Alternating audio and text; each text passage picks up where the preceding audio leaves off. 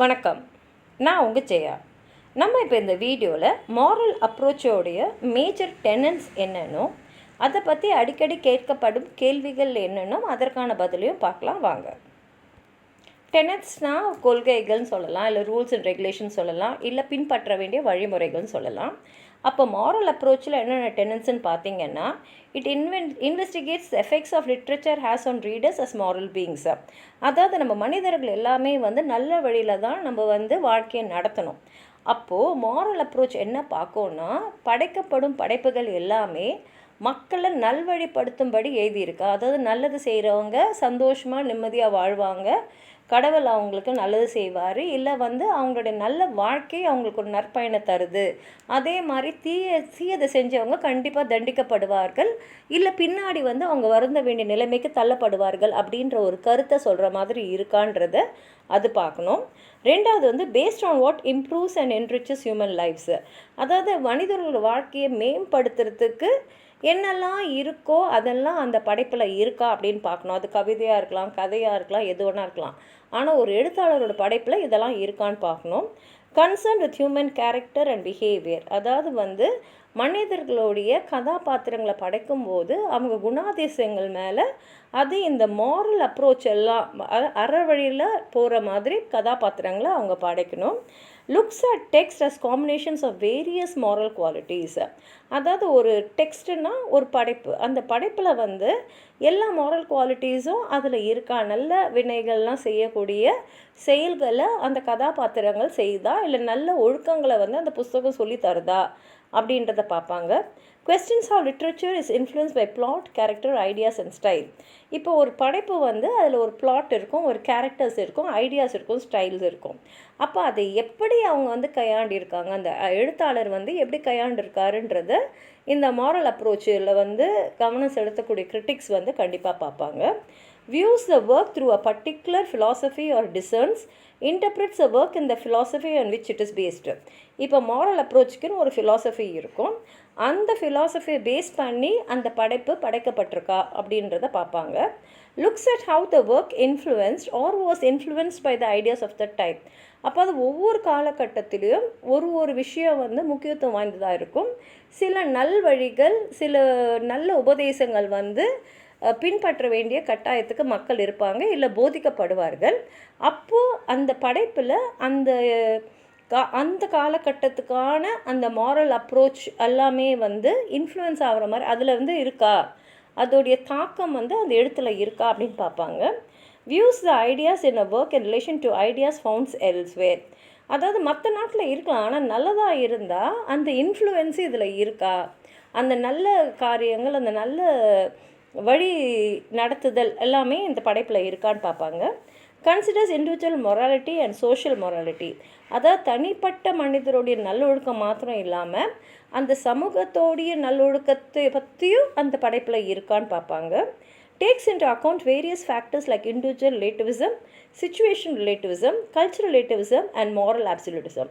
அதாவது வெறும் மனுஷன் நல்லவனாக இருக்கணும், நல்லது மட்டும் தான் செய்யணும், கெட்டதை செய்யக்கூடாது, திருடக்கூடாது, கொள்ளையடிக்கூடாது, அந்த மாதிரி மாத்திரம் இல்லாமல் ஒரு தனிப்பட்ட மனிதர் எப்படி இருக்கணும், இந்த சூழ்நிலையில் ஒருத்தங்களோட ரியாக்ஷனும் எப்படி இருக்கணும், ஒரு கல்ச்சரில் அவங்க அந்த எப்படி ரியாக்ட் பண்ணணும், மாரல் குவாலிட்டிஸ் எல்லாம் ஒருத்தங்களுக்குள்ளேயும் எப்படி இருக்கணும். அதாவது எவ்வளோதான் கஷ்டப்பட்டாலும் அதுக்காக தப்பு செய்யக்கூடாதுன்ற ஒரு படிப்பினை இருக்கணும், தப்பு செய்கிறவன் தண்டிக்கப்படுவான் அப்படின்ற இன்னொரு படிப்பினை இருக்கணும். அது மாதிரி நிறைய படிப்பினைகளை மக்களுக்கு அந்த இலக்கியம் மூலமாக அவங்க புகட்டணும்.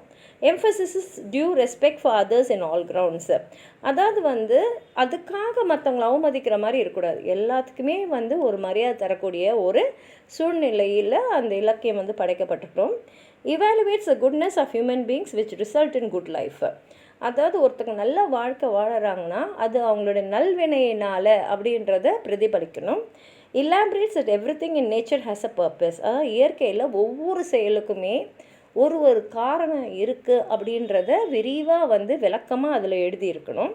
Points out that every one comprising society has or should have a purpose of to fulfil a contributory role. அதாவது ஒவ்வொருத்தங்களுக்கும் சமுதாயத்தில் ஒரு கடமை இருக்குது, அவங்களுடைய பிறவிக்கு ஒரு அர்த்தம் இருக்குது அப்படின்ற எண்ணத்தை மக்கள் மத்தியில் நல்ல மனசில் பதிகிற மாதிரி அதில் எழுதப்பட்டிருக்கணும். Validates that God as a creator of human being is the ultimate source of morality. அதாவது கடவுள் தான் எல்லாத்துக்குமே வந்து வழி நடத்துகிறவர். நம்மளை நல்வழிப்படுத்துகிறோன்னா நம்ம கடவுளை வந்து பின்பற்றணும். கடவுள் வந்து எதெல்லாம் வந்து செய்வார், எதையெல்லாம் வந்து ஏற்றுக்கொள்வாரோ அந்த செயலை மட்டும்தான் மக்கள் செய்யணும் அப்படின்றத நல்லா விளக்கமாக மக்களோட மனசில் வந்து பதிகிற மாதிரி அந்த இலக்கியம் வந்து அமைஞ்சிருக்கணும் அப்படின்றது தான் இதோட டெனன்ஸ். அடிக்கடி கேட்கப்படும் கேள்விகள் என்ன பார்த்தீங்கன்னா, what is moral approach? Moral அப்ரோச்னால் என்ன? மாரல் அப்ரோச்னால் ஒரு தனிப்பட்ட மனிதரோ இல்லை ஒரு குடும்பமோ இல்லை ஒரு குழுவோ இல்லை ஒரு ப்ரொஃபஷனல்ஸோ யாராக இருந்தாலும் சரி, அவங்களோட ரிலேஷன்ஷிப்பில் அவங்க வாழ்க்கையில் அவங்க வந்து அந்த குடும்பத்தை நடத்தின்னு போகிறதில்ல ஒரு வேல்யூ சிஸ்டம் இருக்கணும். அதில் வந்து ஒரு மொராலிட்டி இருக்கணும். மொராலிட்டின்னா அற வழியில் தான் நடக்கணும். என்ன தான் கஷ்டப்பட்டாலும் தப்பு செய்யக்கூடாது. அதே சமயத்தில் எதுலேயுமே நம்ம சலனப்படக்கூடாது. கெட்டதை செய்யணுன்ற தூண்டுதல் எதுலேயுமே இருக்கக்கூடாது. அப்படின்ற ஒரு எண்ணத்தோடு வாழறது தான் மாரல் அப்ரோச்சு. அப்போ தான் வந்து அவங்க வந்து இப்படி தான் வாழணும் அப்படின்ற எடுத்துக்காட்டோடு மற்றவங்களுக்கு விளங்குவாங்க. மற்றவங்களும் வந்து அந்த வழியில் வந்து வருவாங்க. அதனால் இலக்கியங்களில் இந்த மாரல் அப்ரோச் ரொம்ப முக்கியம். நல்லது செய்கிறவங்க நற்வினை அடைவாங்க, தீயது செய்கிறவங்க வந்து தண்டிக்கப்படுவார்கள் அப்படின்ற ஒரு படிப்பினையே அந்த இலக்கணம் வழங்குதா அப்படின்றத பார்க்குறது தான் இந்த moral approach. What is the debate over moral approach? அதாவது வந்து மாரல் அப்ரோச்சை பற்றி இருக்கக்கூடிய அந்த விவாதங்கள் என்ன அப்படின்னு பார்த்திங்கன்னா, இந்த விவாதம் வந்து காலந்தொட்டே இருக்குது. இப்போ பிளாட்டோ வந்து அவரோட ரிப்பப்ளிக்லேயே அதை எழுதியிருக்காரு. லிட்ரேச்சர் இலக்கியம்னா என்னென்னா, அதை படிக்கிறவங்க அந்த ஆடியன்ஸ்க்கு வந்து சில இன்ஸ்ட்ரக்ஷன்ஸ் தரணும். அப்போ தான் அதில் வந்து நல்ல படிப்பினை மக்களை போய் சேரும். அந்த இன்ஸ்ட்ரக்ஷன்ஸ் மொராலிட்டியை சார்ந்து இருக்கணும் அப்படின்னு அவர் சொல்லியிருக்காரு.